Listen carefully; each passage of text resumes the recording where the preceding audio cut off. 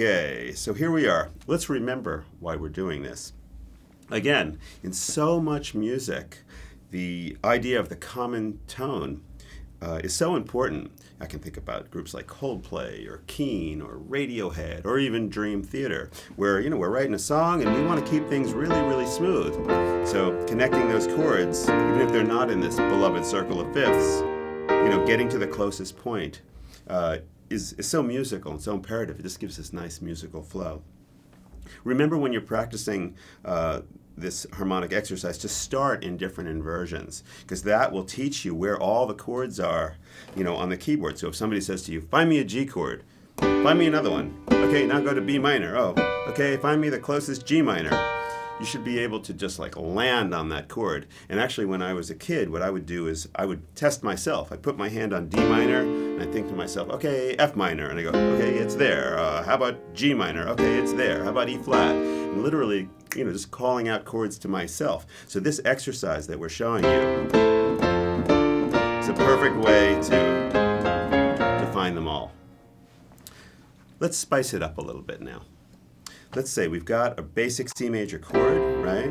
Sounds very nice, but some of you like other flavors. Maybe some of you are a little bit more advanced. Let's add the ninth to these chords. So in the case of C major, where's the ninth? You can think of it as the second too. So from C, you go up a major second, and there it is. All right, so what I'm going to do is play this harmonic progression, but I'm going to be adding the ninth to each chord. In C major, you're going to be adding a D. In A minor, you're going to be adding the B. Right? And where you add it, I'm going to kind of leave it up to you, because if you followed me so far, you'll be able to kind of feel out where you should put it. You could even, if you're in this position, the first inversion of C, you could put the ninth on the top. If you're here in A minor and you want to find the ninth, well, the best place to put it is going to be here, because otherwise you're going to have to reach up there or reach down here. So again, it's pretty much about finding the closest position. If you're on C major in the second inversion, here, where's the ninth going to be played? I mean, you're not going to play it up here, because I doubt many of you can reach there unless you're some kind of a freak. Some of you might be. But I would put it right here. You're also not going to necessarily put it over here. So it's all about finding the closest position, even in this case as well. So the ninth just really has a beautiful sound. I'll start on F major and play a little bit of the progression and use the ninth, and you can see what the vibe is.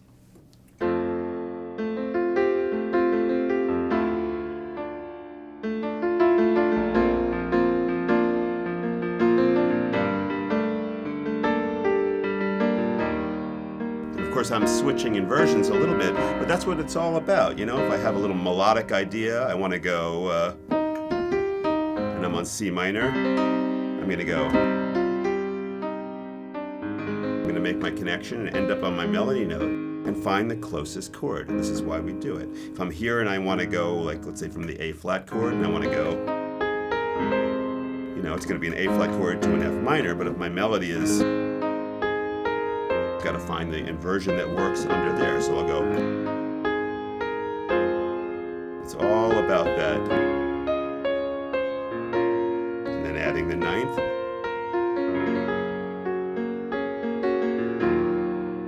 This is a really sweet sound.